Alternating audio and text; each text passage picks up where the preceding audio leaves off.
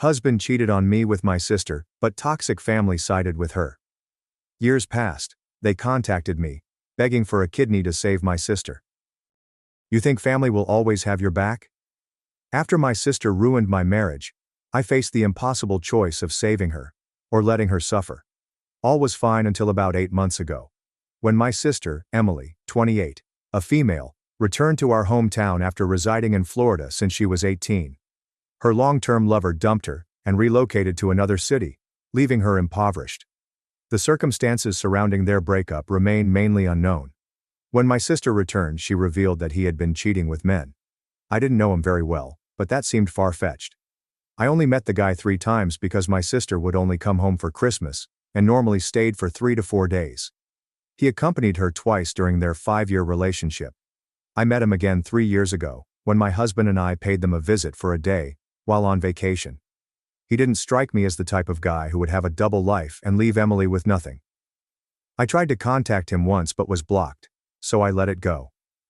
Emily went back in with my parents, Kelly, 55, a female, and Jimmy, 56, a man. For the first month she was here, she struggled to find a job, so I suggested that Ethan assist her. He is a higher up in his firm and assumed he would have some clout. He did, and she was able to secure a post in his department. This is a job within her field. My sister and I have never been particularly close. She is the golden child, at least according to our mother, and our father has no spine when it comes to her. It's not overtly clear, it's just a million subtle details. For example, when we turned 16, we both acquired automobiles, but mine was an 8-year-old Dodge Neon, and hers was a 2-year-old Mitsubishi Eclipse. Her dance rehearsals, costumes and contests have cost thousands of dollars over the years. Some of the competitions were 6 or 7 hours away, and they didn't blink an eye. Meanwhile, when I asked for $50 for a volleyball or basketball camp at our local college, they gave it to me, but you'd think I was asking them to build me my own arena. What annoyed me the most was when I was 17. I went out with my partner, lost track of time, and arrived 15 minutes after curfew. They stole my automobile for a month just for that. The following year, when my sister arrived home 2 hours late and smelling like pot, she received a nasty talking to. I wasn't really sad when she left for college and chose to stay in Florida. Despite this, she began spending more and more time at our place, which I felt was wonderful at first, because it seemed like she was trying to be more connected to me. Then I noticed that she and Ethan were becoming increasingly familiar. They would discuss seemingly anything at length. They developed their own inside jokes. If I tried to include myself, they would respond, "Just a work thing." When I asked my husband about it, he simply stated that they had a lot in common and were working on various projects together at work. The first major red flag was that, after approximately a month, she would be at our house when I returned home from work. Ethan and I have distinct work schedules. While he works 8 to 4:30, I work 10 to 7. This happened rather often. When I inquired about it, I was usually told, "We had some work stuff to do." 2 months ago, I discovered something that made me question my own sanity. Every day before I leave for work, I make the bed. I always position the open side of the pillowcase toward the edge of the bed. When I arrived home that day, Emily had passed. She ate with us and then returned to my parents' place. As we climbed into bed, I noticed that 2 of the pillows had their cases turned towards the middle. I asked my hubby if he'd been in bed today. He looked surprised but responded, "No." "Why do you ask?" I responded, "The bed's not the same as I made it this morning." He said I must have been mistaken because no one was in the bed. I searched through his phone and laptop without his knowledge and discovered nothing. However, they worked together for 8 hours every day, 5 days a week, and then hung out after work. Why do they need to text? I felt as though I was losing my mind. 2 weeks ago, my folks invited us to dinner. Everything was going good until I noticed something. Ethan was only going by when Emily casually grabbed his arm. He looked at her, and she mumbled something. They pressed their foreheads together for only a second. Ethan jolted up and continued walking. Emily then simply looked at me, smiled, and returned to her task. I am not an idiot. I understand that this is a mountain of red flags. I really don't want to believe this. I've been in love with my hubby since I was 21. I planned a weekend trip to the city. I was going to ask him about things there. I hope this wasn't what I was thinking. Update 1. You survived, but my world has been decimated. We went on a weekend adventure. It was a lovely Friday night. We drank, danced, and were personal. We had further plans the next day, and I nearly said nothing. I thought he couldn't be doing both with her and with me. I was so incorrect. We were almost ready to start our Saturday, and I questioned him directly if he was having an affair with my sister. He teared up and answered, yes, he was. My heart sank. I asked him why. He apologized, saying he didn't want this to happen. They simply clicked, and before he knew it, they were kissing. Then more. I inquired whether he had been sleeping with her in our bed before I returned home from work.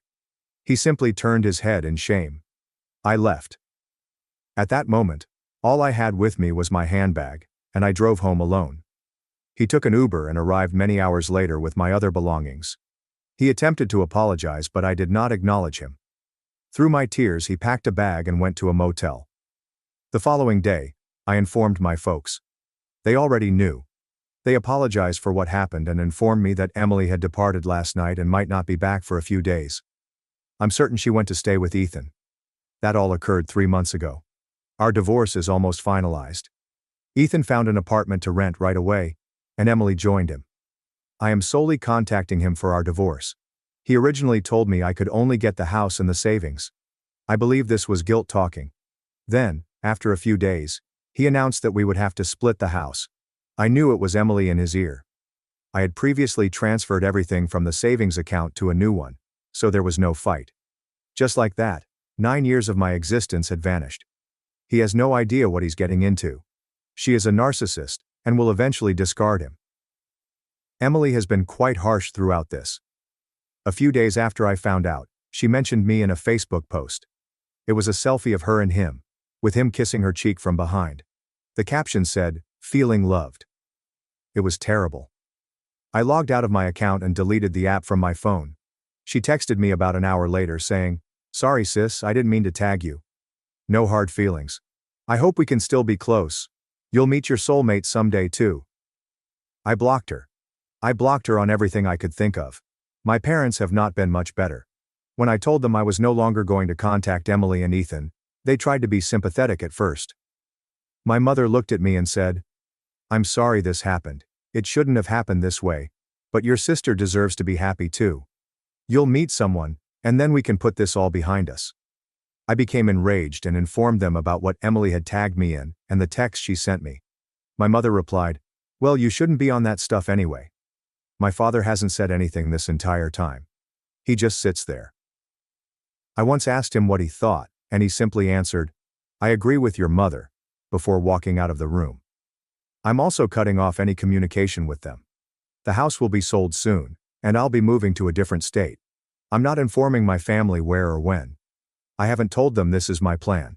I just finished all of them. I wish them the worst. Update 2. Hello everybody. I realize it's been 4 years since I last updated everyone, but we had a huge event occur. I'll start by providing an update on myself. I am recently engaged. It took a lot of treatment to get me back out there. I began dating right soon after settling in Minnesota. I went on a decent first date, and then discovered what an annoying ass he was. I swore off guys forever after that. That's when I went to therapy to go with the trauma of my husband and sister's betrayal, as well as my parents' desertion. After a difficult year, I met Austin, a 37-year-old man. Yes, he shares the same first name as my father. LOL. But Austin is beautiful. He is a chef. He and his fraternal twin brother Jack own and operate a successful restaurant and bar. I'm incredibly excited to start my future with Austin. Enough about me. Now I'd like to tell you about my family's audacity. I had no contact for almost 9 months after I left. I didn't tell them where I moved. I only told a few of my closest friends and cousins. One day I returned home to find a wedding invitation in the mail. The occasion was Ethan and Emily's wedding. The invitation had a disgusting photo of them cuddling in a sunflower field. There was also a letter from my parents. It basically read like this: "You need to forgive and put all of this behind us. We know things didn't go the best, but we're a family, and families work through problems." They also stated Emily wanted me to be a bridesmaid, just like she was for them. What is the actual F? That letter revived all kinds of old wounds. My therapist saw a significant increase in business as a result. Today I find it amusing, but later, not so much. I did not reply at all. The only thing I did was figure out which members of my extended family informed my ex-family about my address, and cut them off as well. This takes us to the most recent drama. Last week, Ethan, of all people, visited my apartment. Austin and I do not live together yet. But that will change soon. Ethan looked nice. Too good, as if he was attempting to present his best. I asked him when he arrived. "What do you want?" He responded, "I just want to talk. I'm so sorry for what I did. Emily and I are divorcing. I figured out she was unfaithful our whole marriage. Surprise, surprise. I don't expect you to take me back, but we should talk and get some closure for both of our sakes." I gave a double blink. He'd lost his mind. I gave him a straight face and replied, "No, I give you no closure. You made your own bed. Did you really think that golden hoe of hers, that has had more visitors than the Holiday Inn, was suddenly going to put up a no vacancy sign, just because you put a ring on it? You're even dumber than I thought. I forgive nothing. I want nothing from you. I don't care. I'm better off now, and that will always be the case. You can go to hell." Then I turned and returned to my apartment, locking the door behind me. I immediately contacted my landlord, the loveliest old lady in the world. I've grown close to her over the last 4 years, and she knows about my former marriage. Ethan was still lurking in the corridor. A few minutes later, her 2 nephews, who help maintain the apartment grounds, arrived and informed Ethan that he was not welcome, and was on a forbidden list. If he returned, the police would be summoned for trespassing. I had hoped that was the last of it, but it wasn't.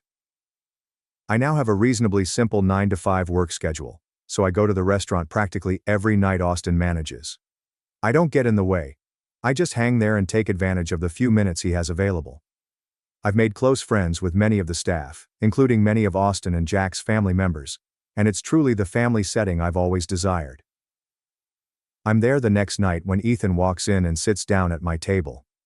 It was a slow Tuesday. Austin noticed and instantly walked over to check on me. He knew Ethan from the images I'd shown him. Ethan extended his hand to Austin. Austin just looked at it and asked, "Do you want me to kick him out?" I answered, "Not yet. I have a couple of questions." Ethan perked up as if he had won something. What a tool. I asked him to explain what happened between him and Emily. I'll admit it was just morbid curiosity. He informed us that she was having at least 2 affairs with married men. Old habits die hard, I suppose. It had been 2 years. "It was a tough time for me," he replied, his eyes rolling. I interrupted. "You are not that dumb though. Did you protect yourself, or did she get half of all your stuff?" With a smile, Ethan said, "I stuck it out almost another year with her so I could start stowing away savings and selling off some assets. In the end, she got a fraction of what she would have." "And what happened to her then?" I inquired. Ethan responded, "She had to move back in with your parents." Again, I was satisfied. "Yes, thank you. That's what I wanted to hear. You can go now." "Austin, you heard her. Out of my restaurant." Ethan attempted to object. "No, I want to—" I interrupted him. "No forgiveness, no closure. I just wanted to know my loser sister was back living at home. Get out." Austin stood and pointed to the door. Ethan looked around and noticed that the bartender and 2 waitstaff members were glaring at him. He stood, tucked his tail and turned towards the door. Austin began, "And if you ever come back?" Ethan instantly said, Yeah, I know. Cops trespassing." After he left, practically everyone checked on me. It was both pleasant and embarrassing. My beloved future in-laws phoned me. They demanded that I stay with Austin for the next few days just to be safe. It was very sweet. I've never had a family that looked after me so well. I did not hear from Ethan again, and I pray I never will. Update 3. Hello everybody.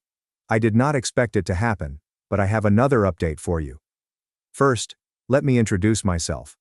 I am a 41-year-old mother of 2 boys, ages 6 and 2. Austin and I are doing quite well. I now work as a part-time office manager for the restaurant, and Austin's cousin, Samaya, invested in the business, and we launched a second location 3 years ago.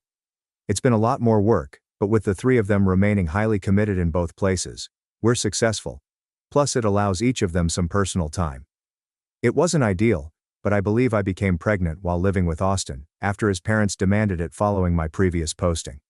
They now joke that they had always wanted to be grandparents, and it was all part of the plan. Now for an update. After the previous time Ethan found me, I figured it was only a matter of time before my parents or sister showed up. It didn't happen immediately. I relaxed a little since I felt I had a strong support structure in place, and I returned to social media. I maintained no touch with much of my family, including extended family, but I had no illusions that they would be unable to locate me if they tried. I did not receive my first message until after our first child was born. It was from my mother. She offered a half-hearted apology, mentioned forgiveness, and inquired about her grandchild. I was going to block her, but I felt the inference that my child was her grandchild offensive. My response was, "You do not have any grandchildren. I am not your daughter, and thus my children have no relation to you. If you want grandchildren, then you should encourage Emily to get out there and do what she does best." At that moment, I had blocked her.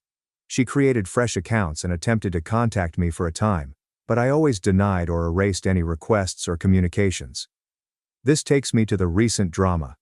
I was getting swamped with requests, texts, and other attempts to contact them. I read part of it, and it was a sob story about missing out on their grandchildren's lives and wanting to make amends. I honestly didn't care.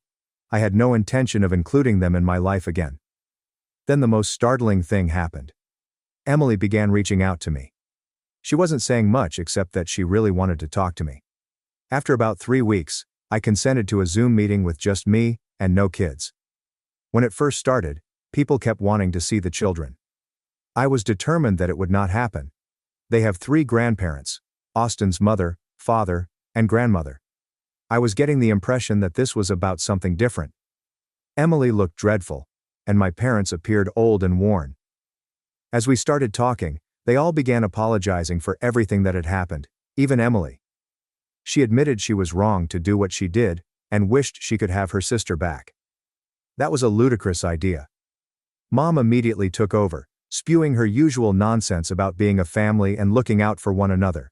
When she was finished, I simply looked at them and said, "Is that all you have? I'm going to leave." Then they yelled at me to wait, and the facade crumbled. The actual cause was soon to emerge. Apparently, Emily has been dealing with health challenges for the past few years. For whatever reason, her kidneys are failing, and she requires a transplant. That is why they were so persistent in contacting me. A family member is the most likely suitable match. I put it to them. "This is why you call me? You want me to save her after what she did? My husband wasn't enough. Now she needs a body part from me too?" My mother snapped. "Stop being like this. All of that was a long time ago." She began choking up and crying as she continued. "I get it. You hate us. But she is going to die if she doesn't get a transplant soon. Is that what you want? I know you think she wronged you in the worst way, but please, just this once, can we set that aside?" I became quiet.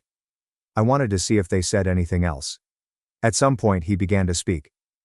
"Look, we're sorry for all that happened, but we have some pretty big problems. Between her medical bills and not being able to work, your mom and I are getting older and have our own problems. We've got a lot of issues. We need you to come back to Missouri and see if you are a match, but we also could use some help. Or we might lose the house." "So, you need my kidney and my money," I told you. "Don't put it like that," he said. Emily spoke up. "Please, just come home. I need my big sister. I don't want to die. Can you just come and see if you're a match? If you're not, we will never contact you again." I told them I'd think about it, do some research, and let them know tonight. Tomorrow I finished the call and proceeded to speak with my husband. He told me he supported me completely, no matter what I did, and then asked if we should all travel together, or if he should simply come. I said no to both. I was going on my own. Sure, here's the continuation, punctuated while leaving the original material intact. I informed my old family that I would receive lab results here in Minnesota, and if I was a match, I would come there and we could discuss everything else. Then, about a week later, I received the findings, and it appeared that Emily and I were an ideal fit. I agreed to return home to St. Charles. By the time I arrived, Emily had developed some problems and needed to be brought to the hospital. This got everyone off my back about meeting for dinner, because I had no intention of doing anything social with these people. Especially because whenever they appeared to have a free minute, my parents would ask whether I had considered assisting them with their financial difficulties. They were able to stabilize Emily. I went to meet with the doctors who would perform the transplant. They began going over everything with me, and I expressed my want to have this chat with everyone. We all went into Emily's room. My folks were already present. The doctor started outlining the scenario. Emily had about 6 more months without a transplant. They went over the procedure with us all, and emphasized how perfect a match I was, how unlikely it was to find a more viable donor, and how important it was that we schedule the surgery as soon as possible. I stepped over to Emily and grasped her hand. I looked at her with deep brown eyes and replied, "Did you hear that? I'm a perfect match. Essentially, I'm the only person who can save you, and I'm not going to. You are the most vile, narcissistic piece of gutter trash I have ever known. I only came here so you would know the one person who could keep you alive is the one person you have wronged the most, and now you're paying for that with your life. You're going to die. You should make peace with that." Emily burst into tears, and my parents turned to confront me. The doctor and nurse stood there in complete disbelief. I turned to my parents and warned them, "Don't even talk to me, and don't you dare ever ask me for anything ever again. The only money I would ever spend on you would be for your funeral, under the stipulation that you be cremated and the ashes released to me, at which point I will promptly deposit your remains in the dirtiest john I can find." I left the room without looking back. I am back home, surrounded by my true family, and I couldn't be happier. Thanks for watching and being part of the drama. Don't forget to subscribe and hit the bell so you never miss a wild news story.